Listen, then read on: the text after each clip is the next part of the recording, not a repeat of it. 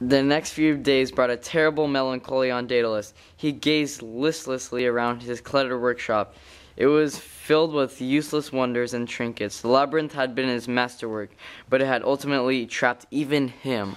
Father, what's wrong? Why don't you come out to the cliffs with me? Play your pipes. It will make you feel better. Daedalus looked up and smiled at his son. At least we're together, Icarus. Just let me grab my pipes.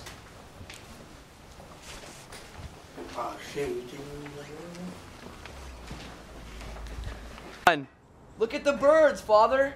Why can't we fly like them? Ha ha! That is not the way the gods intended it. Oh, but if we could, we would be gone from this cursed island. The inventor paused and thoughtfully examined his shepherd's pipe. Is it possible? He stared at the pattern of the pipe reeds, each one longer than the one before. He glanced to the birds wheeling above. He saw the same pattern there in the elegant curvature of their wings. Look at me, Father. Look at me. Icarus jumped from his rock, his arms widespread, mimicking the wheeling of the birds overhead. Quick, Icarus, back to the house. Once there, Daedalus dug furiously through the piles of supplies that littered his shop. He found several lengths of string, some for him and some for Icarus. Tie the end like this, into a loop. What for, Father? To snare the gulls. Why? Just do as I said. Daedalus gleefully knotted a loop in his string. Do you have yours? Good. Now back to the cliffs. Back on the cliffs, father and son laid their makeshift snares and baited them for the gulls. Easy, son. Wait till they've eaten almost all the bait and seems like nothing, and then pull the string tight. Only when they take off again will they realize that they are snared.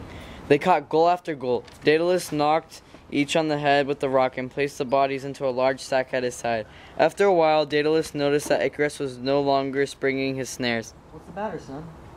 I'm tired of this game. It's not a game, Icarus. This is how we're going to get off this island. I feel sorry for the birds. Why must they die? Every creature dies eventually, Icarus. Now is simply their time. See how some of the birds never give our traps a second glance? Yes? Those are the wise birds. Only the foolish birds, the ones that are too curious for their own good, come close enough for us to catch. We are teaching them a lesson. But they're dying. Just for one little mistake. It's the way of the world.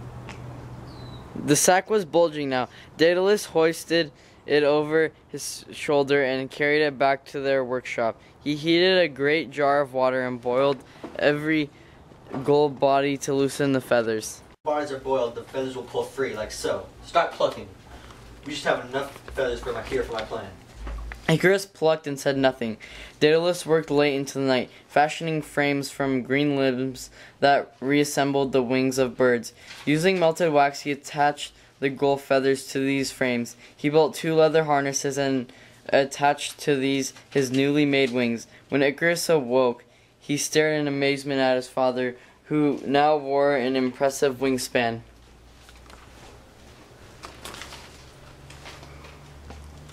You're going to fly, Father? You're really going to fly? Yes, Icarus, and you will too. Only then did Icarus notice a second pair of wings, one much smaller and made for a boy just his size, sitting on the workshop floor. This is going to be great! But first, a test. They made their way to the cliffside, where the breeze was blowing swiftly out to the sea. I will need the updraft of a fall from the cliff. If I fail, Icarus, never forget your old father. The boy nodded. Daedalus paced backward from the cliff's edge, gauging the distance carefully. Then, with great speed, he ran toward the precipice. When he reached the edge, he jumped forward out onto the breeze and plummeted out of sight. Father! The boy ran to the edge, expecting to see his father's body dashed to pieces on the rocks below. Woo! Woo! Daedalus swooped up from the waves, soaring on the breeze. You did it! You really did it! Of course, son. Of course. We'll leave immediately. No further test is needed. My invention is successful. It's a success. Wouldn't it be great to see the look on old Minos' face when he realized we have escaped? You may control the seas, but no man controls the skies. Icarus tore back to the workshop and quickly returned with his own minotaur set of wings. He began strapping them on. I can't wait to fly like you did, Father. What was it like? Exhilarating, son. Icarus tore back to the workshop and quickly returned with his own miniature set of wings. He began strapping them on. I can't wait to fly like you did, Father. What was it like? Exhilarating, son. I felt like one of the gods. Icarus flapped his own wings for a test and then aimed himself toward the cliff's edge. Here I go. Oh. Icarus, wait. Daedalus lunged forward and seized the boy's arm. No, I am an adult, and you are just a boy. Don't rush ahead foolishly before thinking. What have I just done was a calculated fight. There are more things that I must tell you first. Why? I can't wait to fly! Listen to me! If you fly too close to the ocean spray, the water will wet you down your feathers. They will grow too heavy and you will fall into the ocean and drown. If you fly too high, the heat of the sun will melt the wax that holds the wing together. So please, son, fly in moderate pitch, or you will be in great danger. No loop-de-loops or anything? No. I'm not stupid. I watched you. I know what to do now.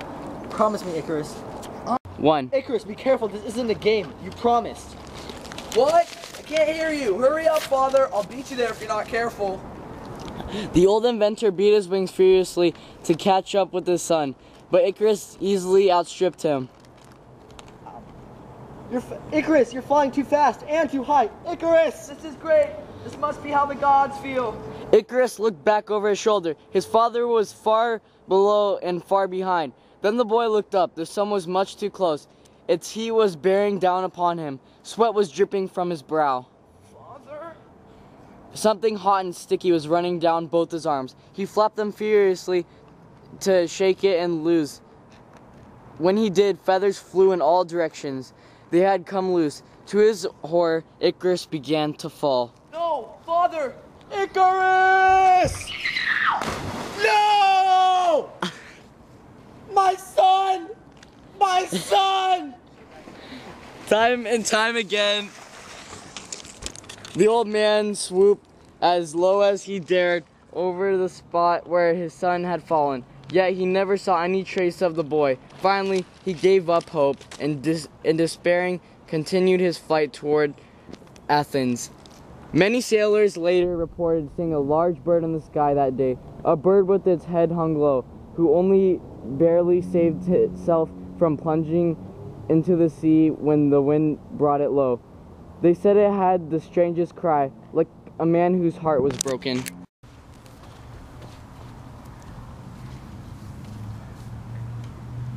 I'll just go on point. What would have happened if Icarus hadn't died? And get this one, Ryan. YOLO